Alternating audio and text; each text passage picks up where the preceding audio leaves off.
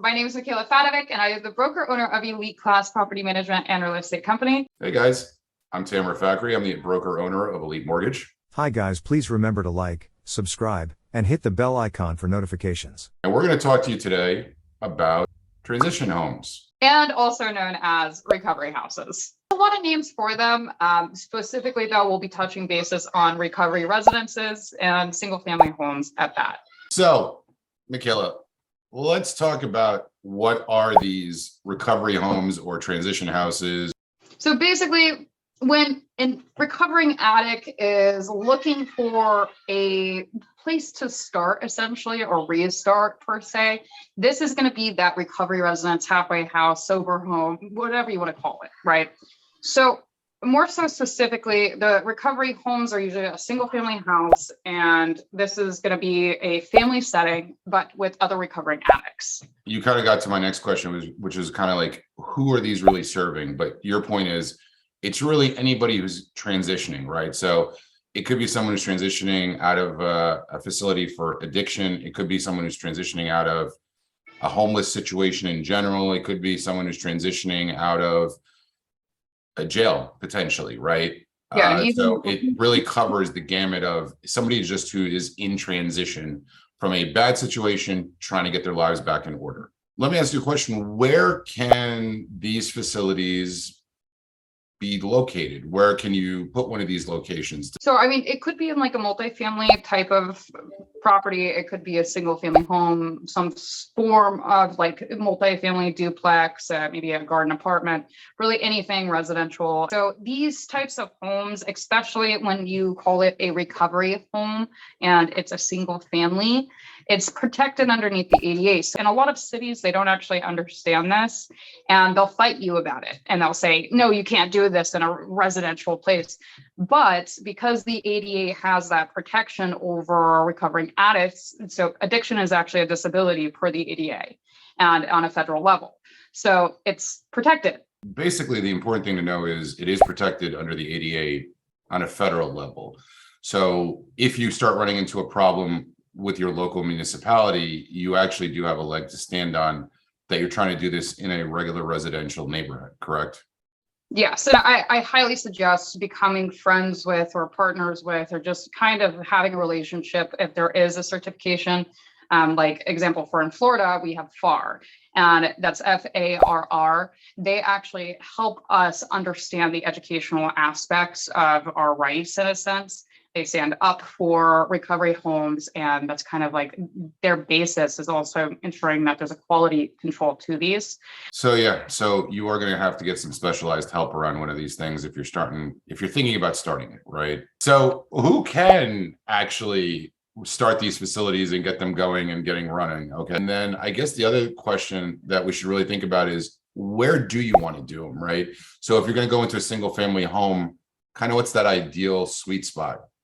Okay. So, I mean, when it comes to the who, anyone and everyone can do them. Who do I think is like the best candidate for doing it? I would say somebody that's gone through them and has lived in them. And that's just because they already understand the interior concept of how these things operate. However, literally anyone can do them. And now when it comes to the where is the best place, essentially, I would say get a house that's away from your neighbors. And that's just because you don't want to get bothered by your neighbors. You don't want your neighbors and your residence's business. You don't want to have a complaint to the town. Like, you don't want to have any trouble. And unfortunately, when it comes to recovery homes, for the most part, they are very well maintained. They are very well ran. And it's like, you don't even know that they exist, really.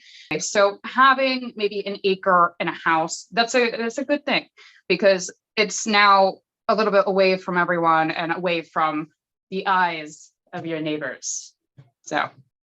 Okay. What about sizes, right? So ideally, what are you looking at in terms of the mixture of how many bedrooms, how many bathrooms, how many residents can you have? So I think, honestly, the bigger the house, the better. I wouldn't go about trying to cram 10 people into a 2-bedroom, 3-bedroom. That's just really rude and disrespectful. And I don't think that you're in it for the right point. And at that extent, if you're just trying to get as many people in the smallest house as possible, then you should probably not be doing this.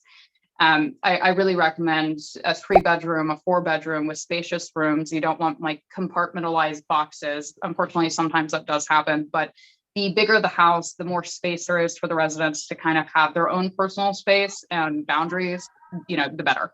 I mean, I think, if you're starting to get into the recovery homes, you should really definitely try to get a mentor and or a partner.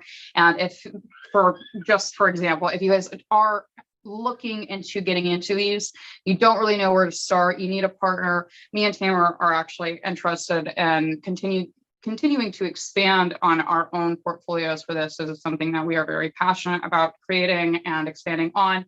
It's a really good way to give back to the community. And it's just like really, really awesome way to invest too. Always remember to reach out to us if you have your own house and you are looking for partners, because we might be interested. Yeah, no, absolutely. And I think it's going to warrant, because this is a fantastic topic and it's, I know, near and dear to your heart.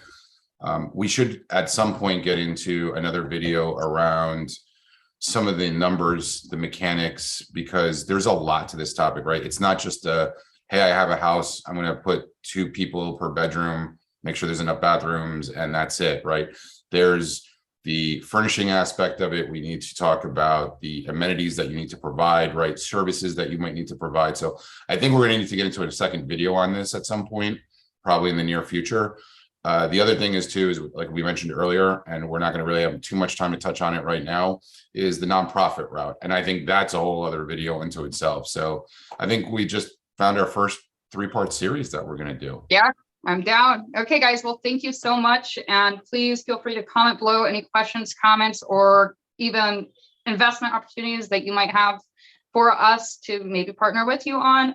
As always, we enjoy teaching you guys about what we do and love. Yeah, and if you're looking for us to help you locate a location to run one of these, get in touch with Mickayla. If you need help financing it, get in touch with me. And we're looking forward to hearing from you guys. Peace out. Take care, everybody.